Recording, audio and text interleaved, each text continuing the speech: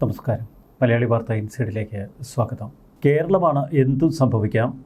അതുകൊണ്ട് തന്നെ വേണ്ടത്ര ജാഗ്രതയിലാണ് ഇപ്പോൾ കോൺഗ്രസ്.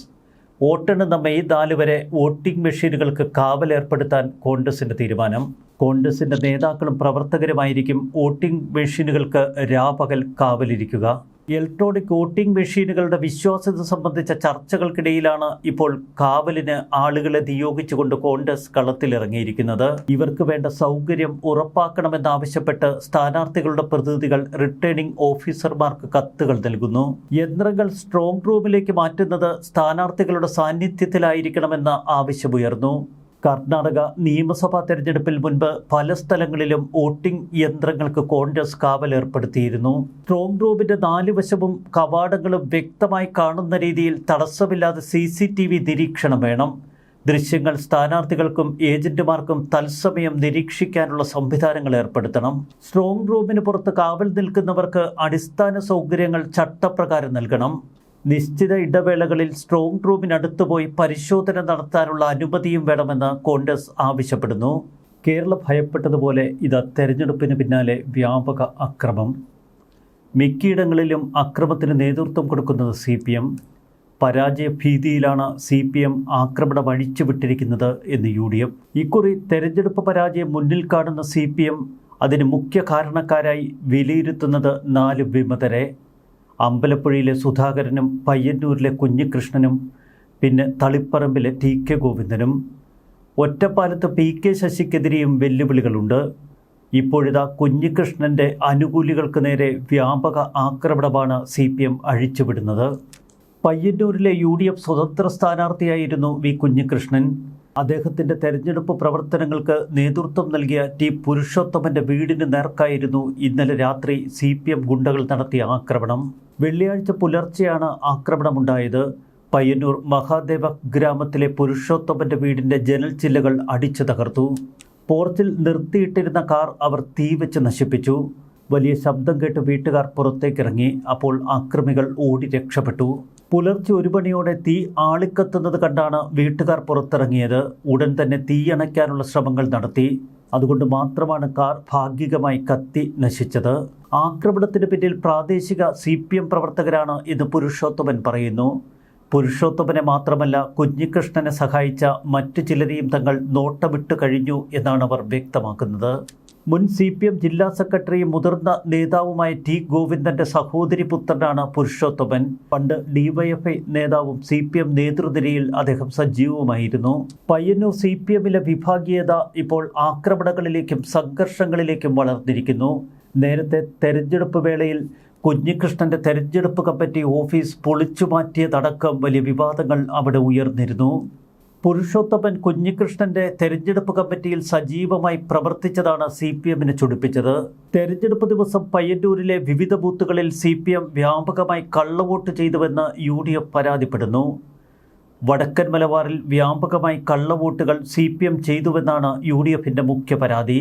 പരാജയഭീതിയിൽ CPM ജില്ലയിലാകെ അക്രമം അഴിച്ചുവിടുന്നുവെന്നാണ് V കുഞ്ഞികൃഷ്ണൻ പറയുന്നത്.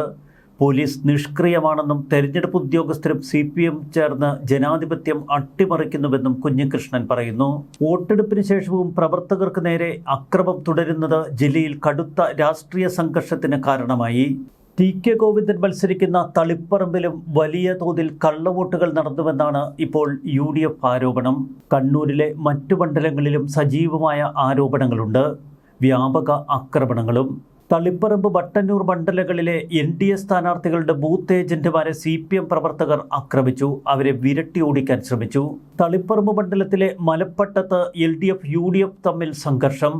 പരിക്കേറ്റ 2 UDF പ്രവർത്തകരെ ആശുപത്രിയിൽ അഡ്മിറ്റ് ചെയ്തു. കാസർഗോഡ്, തൃക്കരിപ്പൂർ, പേരാമ്പ്ര, കുറ്റ്യാടി മണ്ഡലങ്ങളിലെ UDF ബൂത്ത് ഏജന്റുമാരെ LDF പ്രവർത്തകർ മർദ്ദിച്ചു. പാർട്ടി ഗ്രാമങ്ങളിലുള്ള ബൂത്തിൽ UDF ബൂത്ത് ഏജന്റുമാരെ ഇരുത്തില്ല എന്ന് വാശി പിടിച്ചിരുന്നു ചില സ്ഥലങ്ങളിൽ LDF. വാണിമേൽ നെടുമ്പറമ്പിൽ UDF ബൂത്ത് ഏജന്റിനെയും പഞ്ചായത്ത് UDF കൺവീനർ അടക്കം 6 UDF നേതാക്കളെയും CPM പ്രവർത്തകർ ആക്രമിച്ചു. ഇവരെ നാദാപുരം ആശുപത്രിയിൽ പ്രവേശിപ്പിച്ചു. കുറ്റ്യാട് നടുപ്പൊയിൽ കള്ളവോട്ട് ചോദ്യം ചെയ്തതിന് UDF ബൂത്ത് ഏജന്റുമാരെ LDF പ്രവർത്തകർ മർദ്ദിച്ചു. തളിപ്പറമ്പ് മലപ്പട്ടത്ത് വോട്ട് ചെയ്യാനെത്തിയ UDF സ്ഥാനാർത്ഥി TK ഗോവിന്ദനെ LDF പ്രവർത്തകർ കൂക്കി വിളിച്ചു. വലിയ പ്രതിഷേധമാണ് ഗോവിന്ദന് നേരെ അവർ ഉയർത്തിയത്. മട്ടന്നൂരിൽ കോൺഗ്രസ് മന്ദിരം അടിച്ചു തകർത്തു.